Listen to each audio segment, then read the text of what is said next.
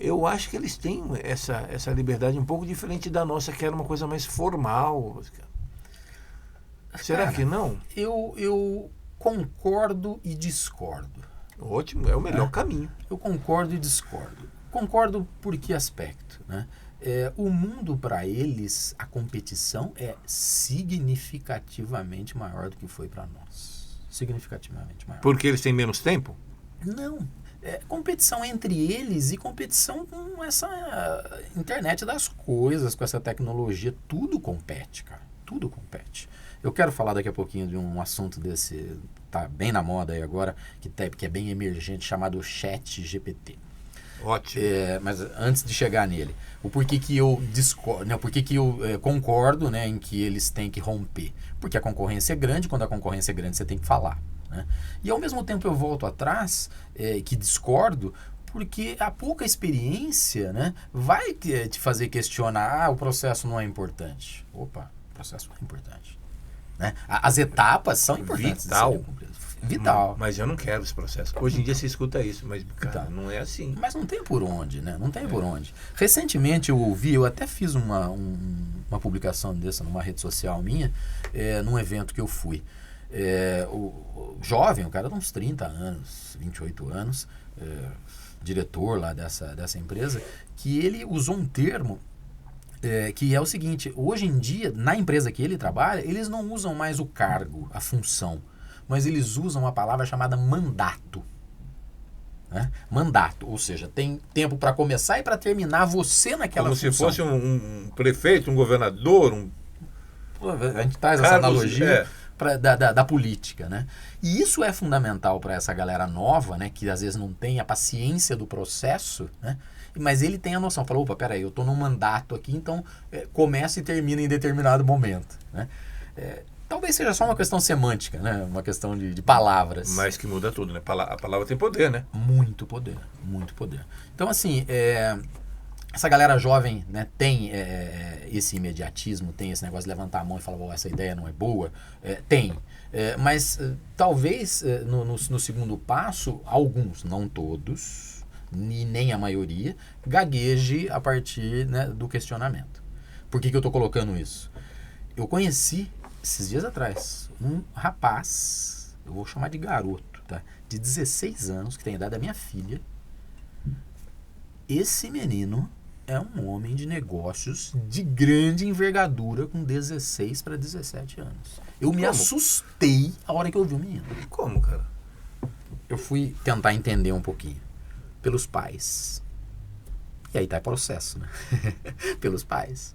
O pai, né? Eu conversei com o pai, mas a mãe dele, cara, é brilhante, brilhante. A mulher, né? A mulher deve ter uns 40 anos. Ela argumenta e pensa. A palavra que ela usou comigo, inclusive ontem eu falei com ela, ela me disse assim, César, a gente tem que focar, e eu tô aprendendo isso, em solucionar o problema. A gente não tem que enxergar o problema e falar, não dá para fazer. A gente tem que achar a solução. Isso é processo, obviamente, né? E isso ela levou pro filho dela, para um rapaz de 16 anos. Idade da minha filha. Minha filha, esses dias atrás, ela precisou ir de ônibus para a escola, ou transporte público. Nós questionamos se deixaríamos ela ir ou não. Não deixamos. E o resultado foi não, né? O resultado foi não. Né? O resultado foi não. Então é muito louco isso tudo. E 16 anos ele não tem nenhuma outra construção. Se entrou essa carga nele de pensar em focar em resultado, ele absorve na hora, né, cara? Absorve. Mas, por quê? Detalhe, ele foi empurrado, né? Tudo bem. Pelo A, que a gente falou lá atrás, né? Mas também é processo, né, cara? Sim. Quando eu digo que ele foi empurrado, eu não estou de nenhuma maneira diminuindo, pelo contrário, tá? Pelo contrário, o mercado nos empurra, né? A sociedade nos empurra. Ou você, né? Tem um desses filósofos famosos, o Clóvis Tavares, ele usa o Clóvis de Barros. Clóvis de Barros, perdão. Clóvis de Barros. Confesso para você que dos quatro é o que eu mais gosto.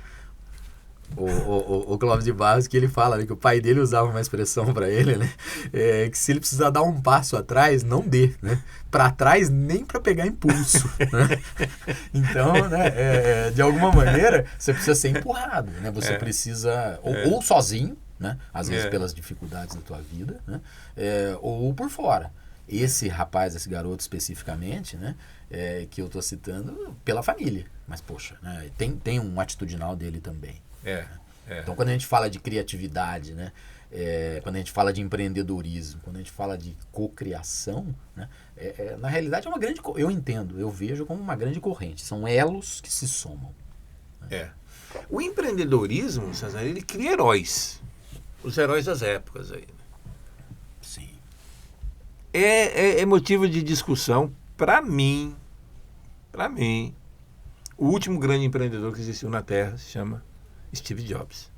Ele mudou a forma como o mundo se comunica. Quando ele lançou o iPhone, o mundo mudou depois do iPhone. Sim. Então, eu estou falando mundo. Ele mudou a forma como o mundo ouvia música antes do iPhone. E consumia música, né? Não conforme da forma que eu via, mas da forma que consumia. Então, assim, cria uns heróis. E aí a gente passou a ter uns heróis mais novos agora, né? E, de repente, veio essa crise, veio um apertão, um susto, saiu um tubarão com a boca para fora. Esses novos empreendedores, cara, estão mandando todo mundo embora. A empresa manda 10 mil, e tudo de tecnologia. Por fim, hoje, o Banco do Vale do Silício, Silicon Valley Bank, o SVB aí, quebrou. E os nossos heróis, cara, não morreram de overdose. Eu quase pronunciei. Não morreram de overdose. Eles se cagaram mesmo, assim, cara. Eles estão mandando 10 mil, 11 mil embora. Aí eu acho que é aquela coisa do gênio que trouxe, veio pequeno e já estourou, porque a internet te dá essa condição de amanhã ser conhecido por 1 bilhão de pessoas e não sei o que lá. Mas a coisa o processo não é tão importante assim, parece que está faltando agora. Em algum momento. A gente está vendo demissões e a gente já viu de crise. E grandes indústrias que a gente conhecia, que tem um modelo antigo, segurava a onda de alguma maneira, né? Tinha demissões, mas segurava de alguma maneira. Os nossos heróis de empreendedores hoje estão morrendo de overdose aí, não? Cara, eu entendo esse tipo de movimento, né, esse especificamente que você está citando, né, que está ligado às empresas de tecnologia, essas big techs, ou até empresas como a Amazon, por exemplo, que não é uma big tech, mas... Né, mas é totalmente tecnologia, né? Totalmente tecnologia, gigantesca. Gigantesca. Né, e navegando em negócios diferentes. Eu entendo o seguinte, que isso é um efeito meio sanfona, sanfonado, e tem a ver com isso que eu citei, né, desse momento que a gente está, desde a internet para cá, de 25, talvez perto de 30 anos para cá, que é um mundo absolutamente novo, né? Absolutamente novo. Então você imagina, né, que lá atrás você dependia de uma máquina gigantesca, né, para imprimir um jornal. Né? Hoje você não imprime mais jornal, né? Quem imprime ainda imprime porque tem a gráfica, né? Porque ele jamais vai comprar uma outra máquina daquela envergadura, né? Se publica, se edita digitalmente, se distribui digitalmente, né? Não imprime mais, se distribui digitalmente. Então, o que aconteceu agora, né, essa demissão que está acontecendo, essa demissão em massa ou aconteceu, eu acredito que seja esse efeito sanfona que deu em virtude da pandemia. Né? O que a pandemia fez com a gente? Né? A pandemia nos trancafiou, todo mundo começou a trabalhar de casa, dar aula de casa, foi uma loucura. O que até então a gente não imaginava dar uma aula à distância em tempo real, não gravada, né, mas em tempo real, nós tivemos que fazer isso. Virou rotina. Nós tivemos que fazer isso. Cara, eu vivenciei uma sala de aula com 1.285 alunos. E tudo quadrinho escrito nome, né? Você não via ninguém, só né? O quadrinho Você ficava falando sozinho ali, né? Só o quadrinho escrito nome. Eu vivi uma das maiores aberrações numa universidade que eu dei aula por 10 anos. Eu vivi uma das maiores aberrações. 1.200 alunos, 1.285, eu lembro do número cravado. Se você tirar os 1.200, uma sala com 85 é muito grande. Uma sala com 85 já é grande. Então, quer dizer, o que a pandemia fez? Né? A pandemia deu esse boom, empurrou nós para dentro de casa. Lá dentro nós tivemos que resolver os problemas. Né? E as empresas de tecnologia, o que fizeram? Arrebanharam uma série de pessoas para trabalhar. Né? Detalhe, né? Como não tem mais fronteira, como não tem mais deslocamento ao trabalho, Eu posso pegar o Levi, que mora em Guarulhos, o César, que mora em Jaguariúna, e a Andresa, que mora em Miami, né? Pôr os três na mesma equipe, numa mesma reunião, e isso se resolve. Exatamente. O problema é que é o efeito contrário, o efeito, né, da sanfona reduzindo agora, como a pandemia, né, em tese,